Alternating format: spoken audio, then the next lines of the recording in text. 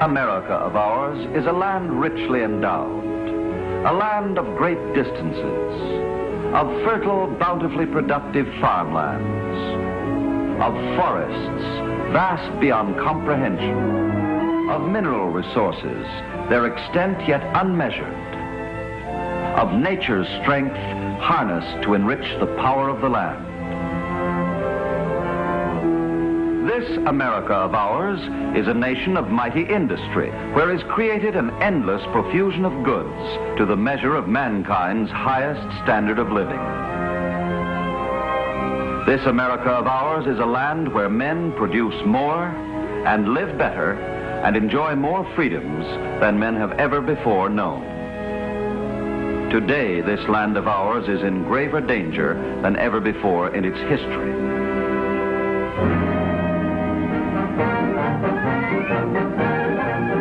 Standing guard against any threat to the national security are the nation's combat forces. On land, a superbly trained, equipped, and expanding army, sworn to the preservation of peace, but prepared to strike back should that peace be in danger. On the seas, the world's most powerful, far-reaching navy, massive in its size, mighty in its striking power, in the officers and the men who make that striking power effective. The United States Marines, the Fighting Leathernecks, proud symbol of America's determination to remain free. In the air, a force whose record of achievement has made it a living legend in the annals of air power, expanding with an atomic age.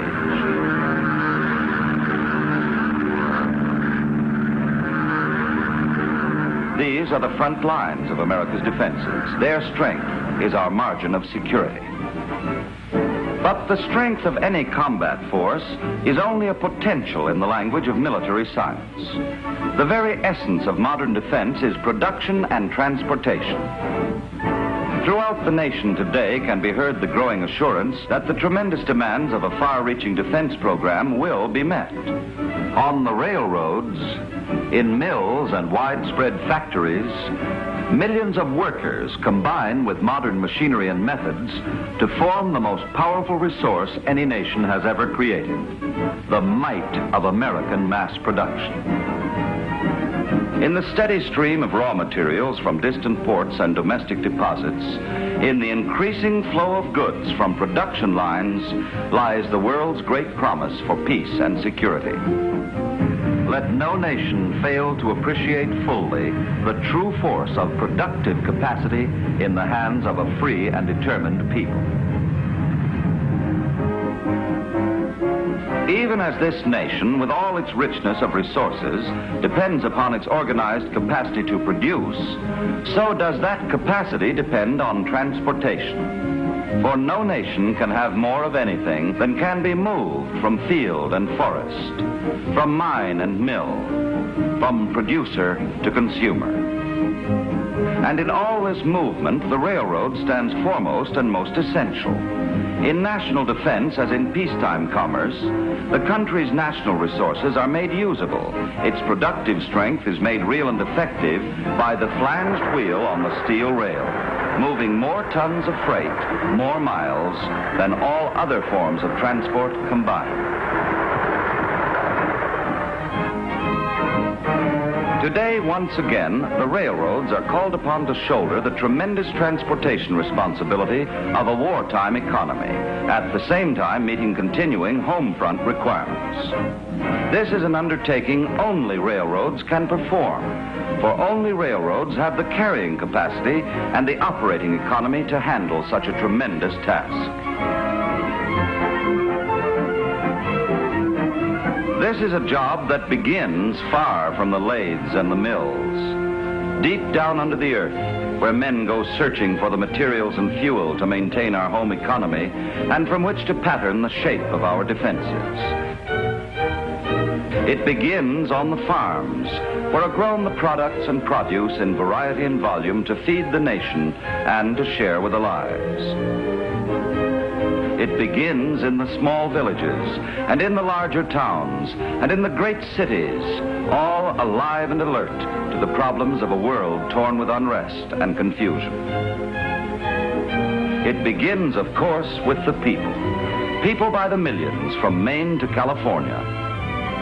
From borders north to south, every day, every night. People who in all kinds of weather look to efficient, low-cost rail transportation as an integral part of everyday living.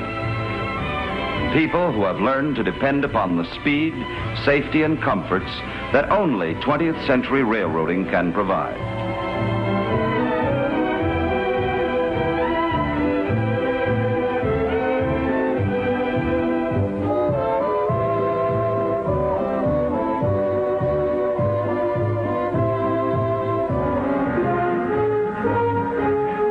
From raw materials through every stage of manufacture and delivery, the things everyday America and the National Defense Program need in uninterrupted flow are assembled and distributed by the world's biggest assembly line, the railroads. They are the arteries that move and feed and help keep the nation alive and strong in times of peace and in times of crisis.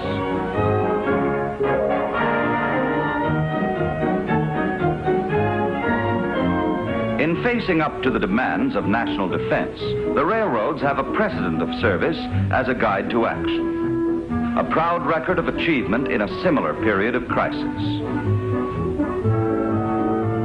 During World War II, they carried more than 90% of all military freight and 97% of all organized military travel.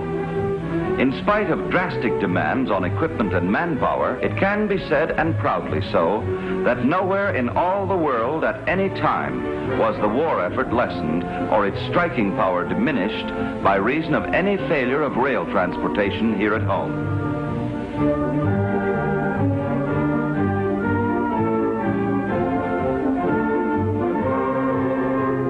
These are times when our country is once again faced with threats to those freedoms for which so many have already sacrificed.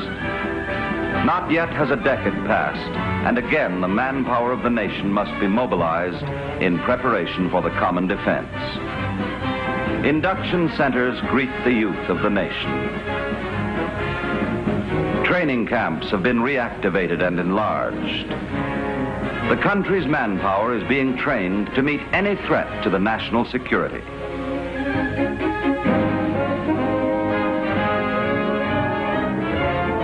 The American railroads are alert to the pressing needs of the times, for without adequate railroad transportation, there could be no effective rearmament program. The civilian economy is supplied with food to eat, clothes to wear, fuel to burn.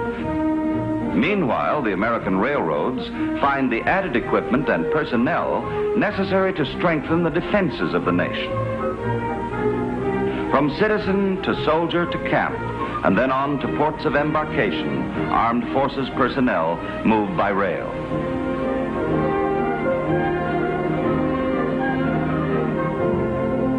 Logistical planning becomes real and effective only through the proper functioning of rail transportation. 24 hours a day, 7 days a week, the flanged wheel must be kept rolling. From factories to training camps, and then right down to the docks, railroads haul the tanks and the guns and the munitions to be loaded aboard freighters for shipment to Allies and to strengthen distant defense lines.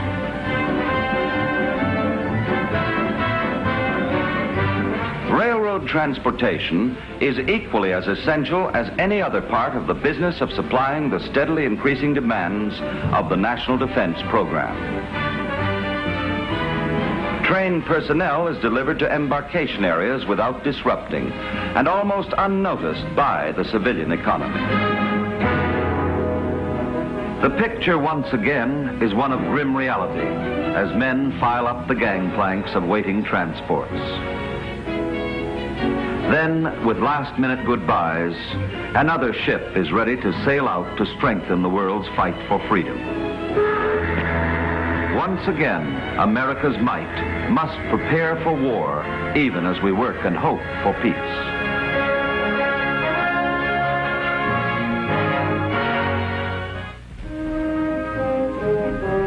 These, then, are the defenses upon which our very existence as a free and independent democratic nation might well depend. A far-reaching rearmament program encompassing every resource, every creative effort, every ounce of manpower we possess, all made effective through the unending efforts of America's free enterprising system of mass transportation. Railroads have pioneered and contributed mightily to the development of the vast American sea. They have spanned and united a great nation over more than a century of unparalleled progress. They have figured importantly in a past that has been a truly great formative period, wherein great men joined with destiny to create a heritage for those of us now present to cherish and to protect. As we look forward to the future, a future of continuing civilian requirements and an expanding national defense program, let us keep ever alive our faith in our heritage, in ourselves, in our way of life. The pattern of events in the times ahead may be clothed in doubt and uncertainty. But come what may, America stands well fortified in every facet of continuing preparation, including the very crux of national defense, the vital factor of mobility, of raw materials, finished products, of men and munitions. As the National Defense Program continues to roll ever forward, the railroads can be depended upon to devote even more energy to the prime task of keeping this nation strong, to keep America and all mankind forever free.